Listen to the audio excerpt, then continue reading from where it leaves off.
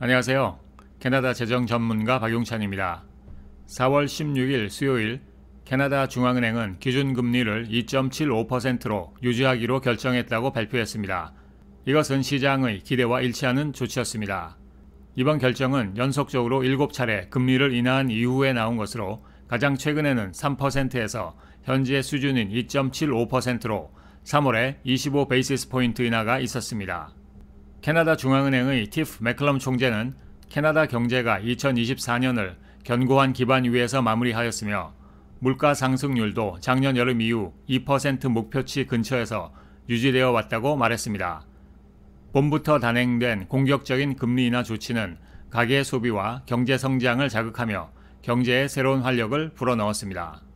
하지만 최근 미국의 통상 정책이 보호무역주의로 방향을 전환하고 그 실행이 불확실하게 진행되면서 금융시장은 혼란을 겪고 있으며 글로벌 경제 성장 전망도 하향 조정되고 있습니다. 그로 인해 인플레이션 기대도 상승하고 있는 과정입니다.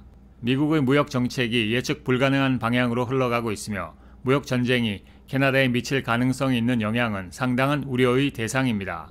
미국이 관세 인상을 예고하면서 위협 수위가 높아지자 캐나다 중앙은행은 1월과 3월에 각각 25 베이시스 포인트씩 금리를 인하한 바 있습니다.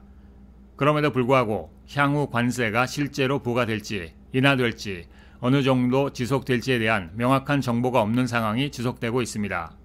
이에 따라 캐나다 중앙은행은 미국 관세와 그 파급 효과에 대한 추가 정보를 기다리며 현재의 기준금리를 유지하기로 결정한 것입니다.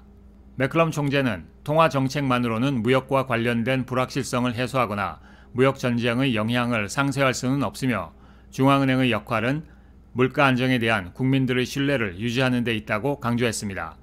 캐나다 경제는 현재 기업 투자와 가계 소비에서 둔화의 조짐을 보이고 있습니다. 2024년 4분기에는 5.6%라는 강한 성장률을 기록했으나 2025년 1분기에는 국내 최종 수요가 거의 제자리 걸음을 할 것으로 예상됩니다. 1분기 GDP 성장률은 약 1.8%로 추정되며 관세를 피하기 위한 수출의 선출화 효과가 반영되었지만 2분기에는 수출 감소로 인해 성장세가 약화될 것으로 보입니다. 작년 말 개선세를 보이던 노동시장은 현재 무역 긴장의 압박을 받고 있습니다. 2월에는 고용이 정체되었고 3월에는 감소하였으며 기업들은 채용 계획을 축소하고 있는 상황입니다. 캐나다의 물가 상승률은 1월 1.8%에서 3월 2.3%로 상승하였습니다.